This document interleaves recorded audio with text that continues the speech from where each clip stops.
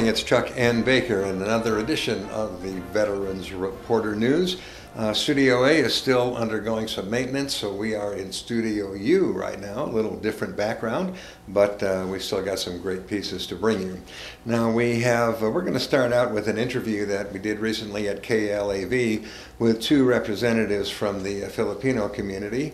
It involves the Filipino-American Veterans group as well as a separate group, which is a Filipino-American PAC, or a Political Action Committee.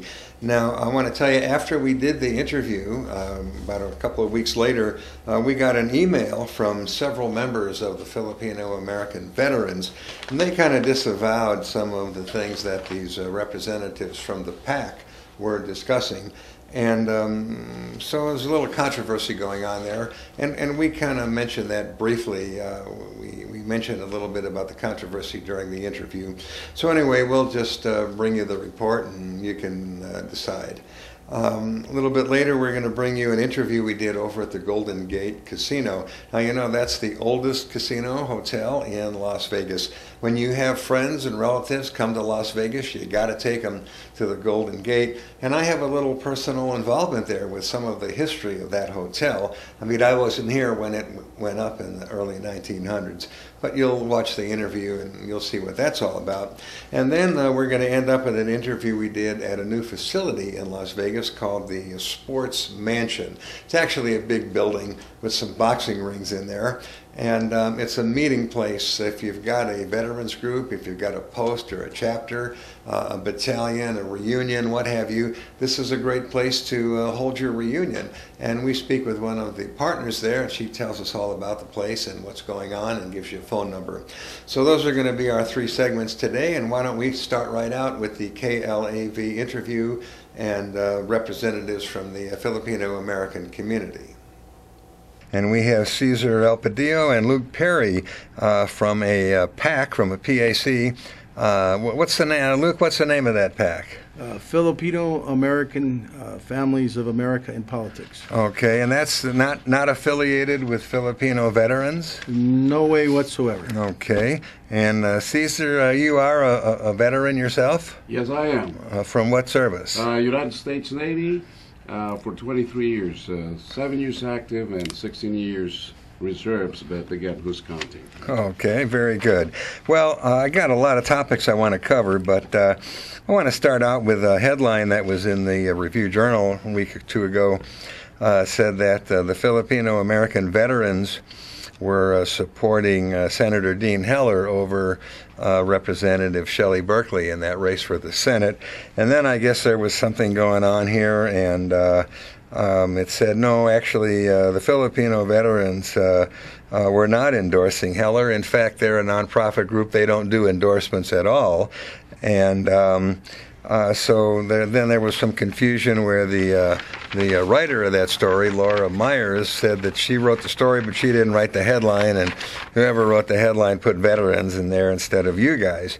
But so let's kind of clear that all up. You guys got this PAC. How many people are in this PAC, Luke?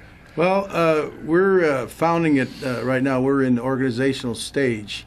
And we have, at our last kickoff event where we endorsed the senator, we had over 50 people there, and it comprises the veterans' families that are facing this issue with their lolos, and we just are starting up. So, but we have had absolutely 100% positive responses from the Filipino-American community about what we are doing, and they're so happy to see somebody out there fighting under a political, active political scene.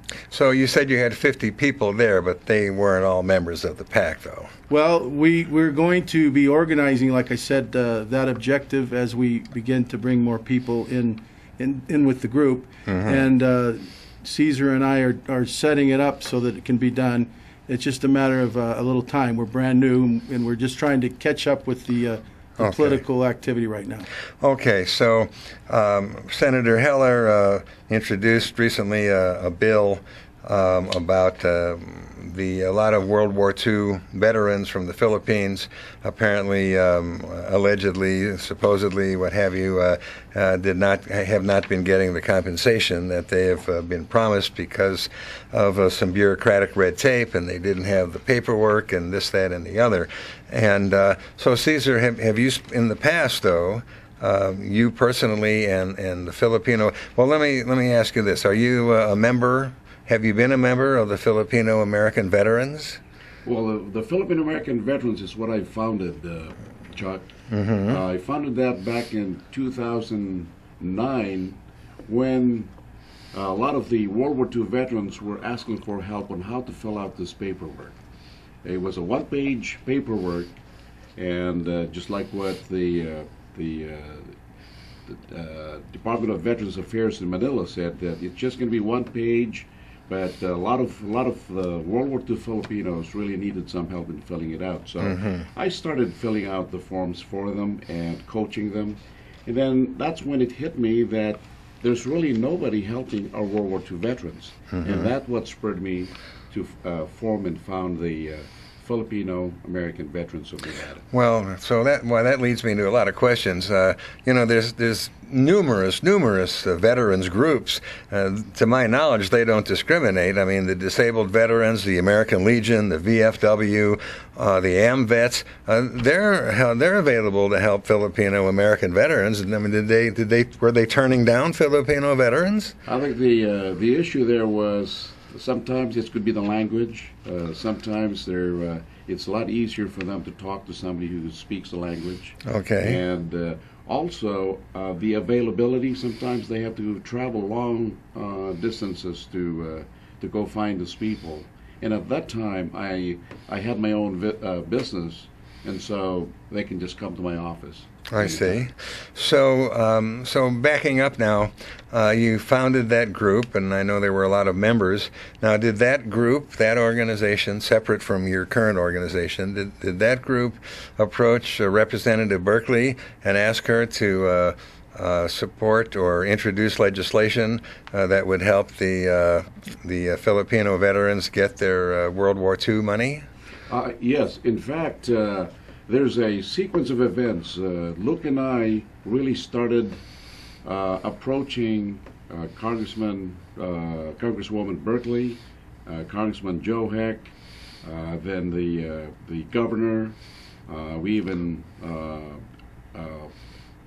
went early to meet with Chris Liu, I think he's still the current undersecretary for the White House. He's a secretary to the president's cabinet. And we met with him, well, actually, next month will be 1 year. We presented him with the facts. He has a long record working with Congress before he went into the White House. And we were of the understanding that he was going to present this to the president.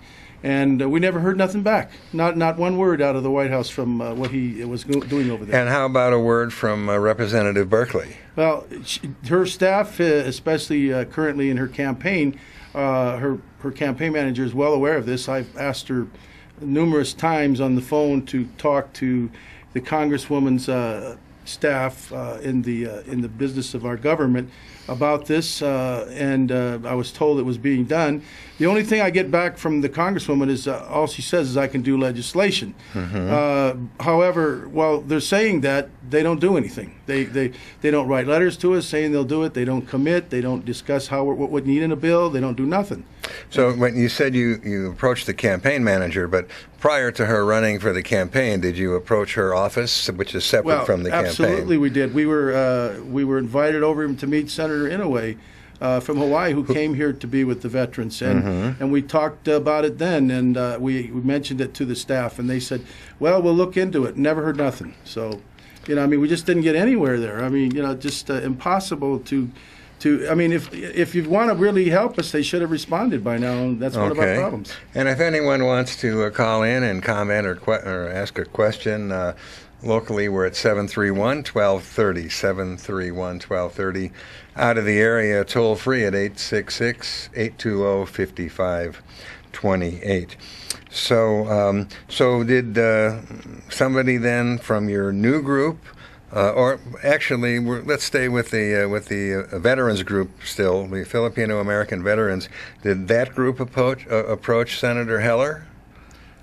We've always had a good communication going with the When you say we, you mean? Well, and when I say that, I mean we're talking about the veterans group itself that Caesar has organized for his veterans. The veterans, the nonprofit group. Okay, so that group approached Senator Heller, and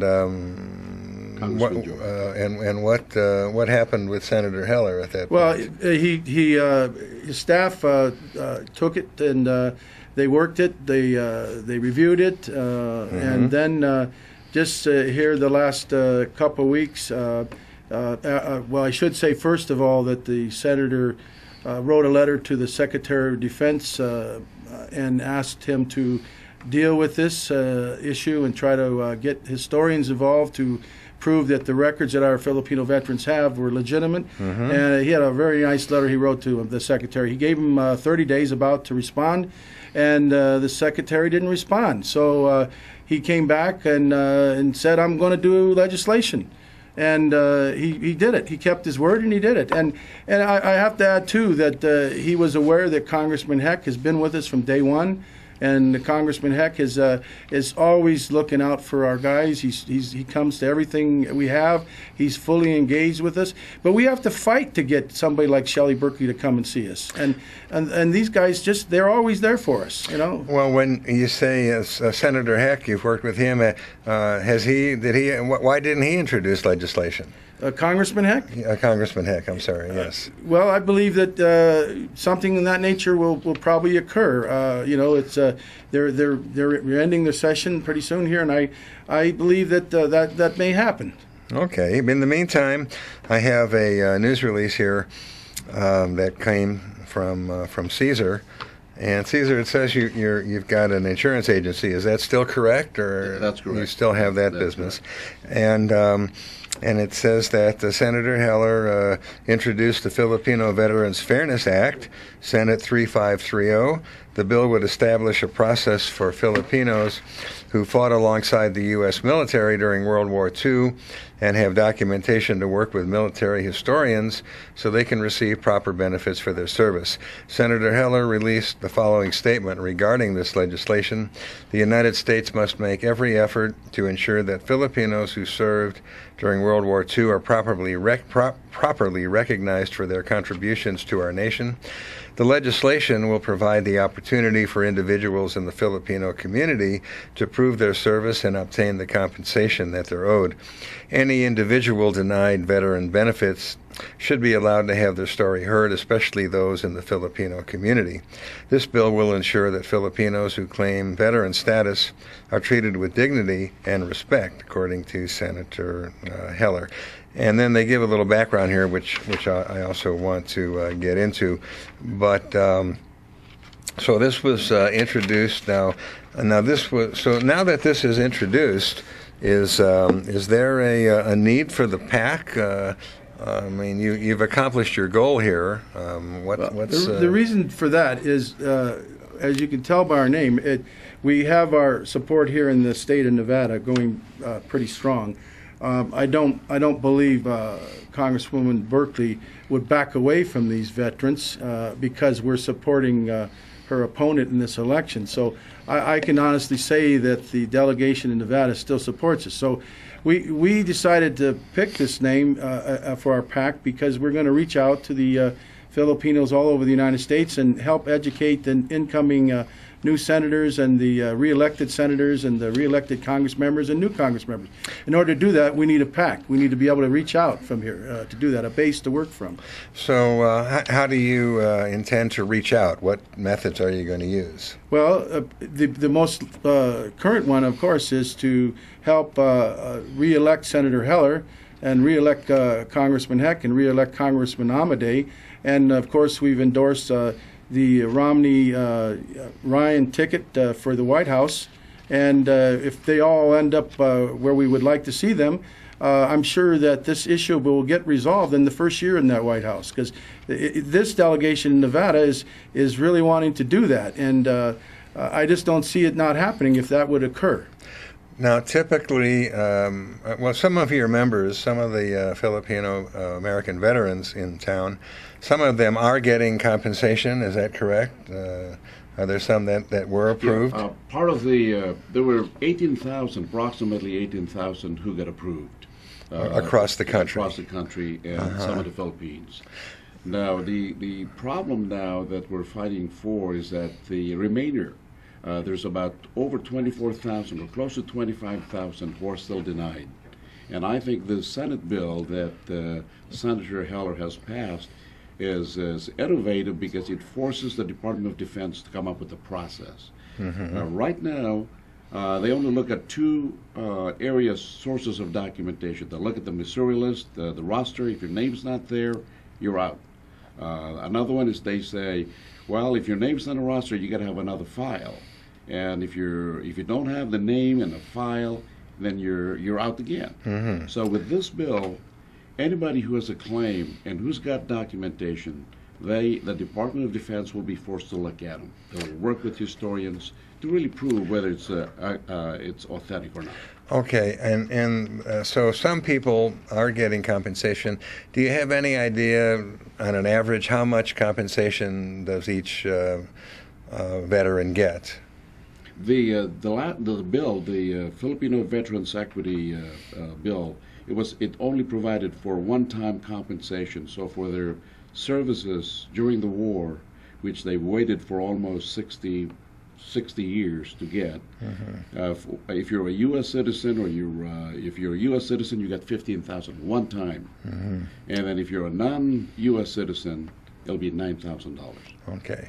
Now, along with that, on a related issue, as I'm sure you know, the United States has a humongous deficit going on. We continue to spend. The red ink is rolling along. This is just going to add to that. Where is this money going to come from if in the event that it's passed? Well, first of all, there's still several $100 million there. About estimated 40 to 45 million still there that hasn't been released. That's earmarked for this? Yes, it's already earmarked for this.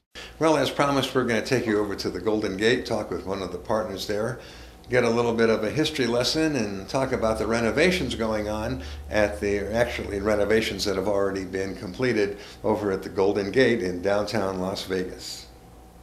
So for the benefit of some of our viewers who don't know the whole background, just briefly, how did you come to acquire the property, and what was the rationale behind the upgrades and the changes that you're making right now?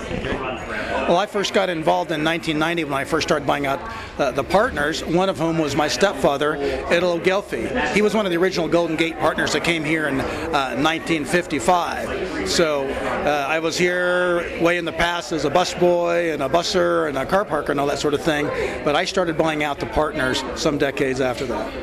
And what about these latest renovations? Can you tell us a little about them? Yes, the Golden Gate has not had a major expansion for almost 50 years. We are Las Vegas' most historic hotel and casino. We're the Las Vegas original. Nobody else can say that.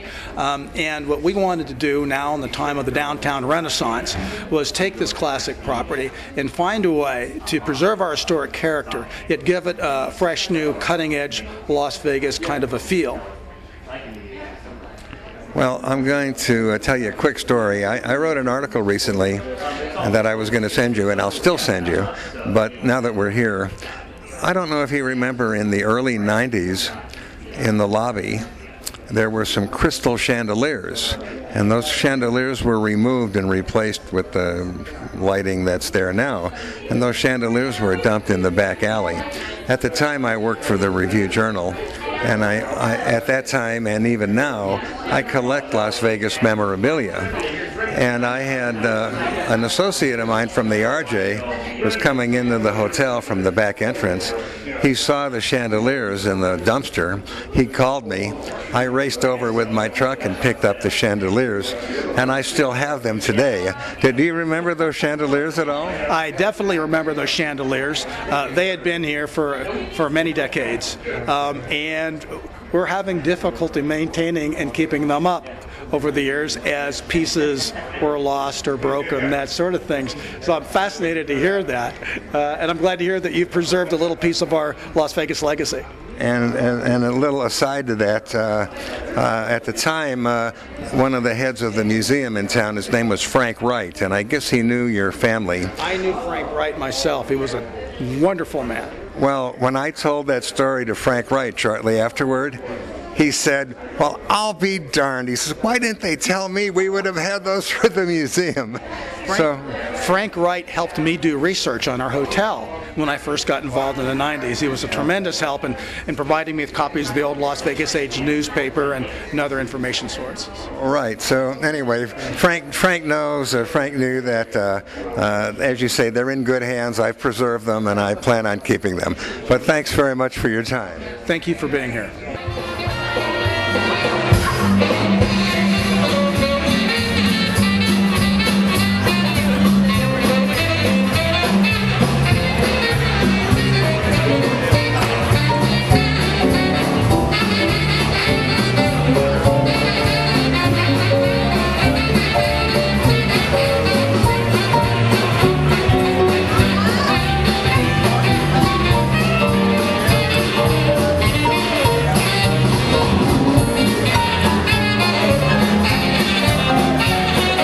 Chuck N. Baker back with you with Veterans Reporter News. As we had said earlier, if you have a veterans post or chapter or group, maybe you're holding a reunion or a small convention, you can go over to a new facility called the Sports Mansion. And they have boxing rings because it's also kind of a sports facility. If you hold a reunion there, you don't have to get in the ring and duke it out. That's strictly optional. So let's show you the interview we did with one of the partners over at the Sports Mansion. Chuck N. Baker at the Sports Party Mansion in Las Vegas, and we're going to be talking with Diane Rue, who's going to tell us all about this facility. So what is the Sports Party Mansion, Diana? The Sports Party Mansion is a couple things. One, Rue has sponsored this facility. It's a major MMA, MMA training center, Muay Thai. And the House of Rue, that's what they call that. Sports Party Mansion would be Steve Lott and myself, Diana Erlin, have the signing rights to use this as an event facility to be able to house parties at. So that's where the house... And are they strictly sports parties or pretty much any kind of a party? Not necessarily. We've had a few people ask about weddings. Even kind of a comical divorce knockout party. We've had several people that have conferences here and come for trade shows are looking for something special to do, something different, a place to have some events, maybe some sparring in the background. And so various things like of this. We have a stunt man who actually wants to use part of it as a training center for some stunt people. And you had some people in the ring behind you there, some young ladies who are doing some things. And what is that? Can they just rent these rings, or why are they there in particular? Well, the owner of the facility has this facility as a training facility. So these are individuals who are actually really training at this time that we're having this event. One of the reasons why we wanted to have this event at this time between 5 and 9 is to let those that are viewing the facility to be able to see what it was like to have the atmosphere of training going on and give them sort of an idea of what they could have going on during an event. And so why don't you give us the address, and if someone wants to contact you, is there a phone or an email or a website or any of the above? Yes, there is. This is 4040 West Hacienda. It's just about 1/8 of a mile west of the Las Vegas Strip on Hacienda. And our website is Iconic, ICONIC Events, EVENTS, Inc.com. And my number is 760-214-8400 if someone has a question or they want to inquire as to have an event here. Great. Well, thanks for giving us all that information, and we'll look forward to a knockout around here. Thank you. I appreciate that. Chuck Ann Baker, Veterans Reporter News. That's our show for today. Thanks so much for watching. You know, we're on every Thursday night on KLAV, 12:30 on the AM dial from 8 to 9 p.m. We hope you'll tune us in.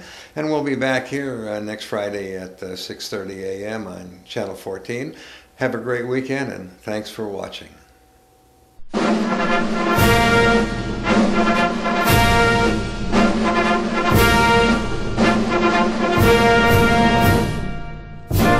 Hey everybody, when you're listening to the radio, make sure you're listening to the Veterans Reporter radio show every Thursday night from 8 to 9 p.m. on KLAV. That's 12:30 on the AM dial. It's the Veterans Reporter radio show with me, Chuck Ann Baker.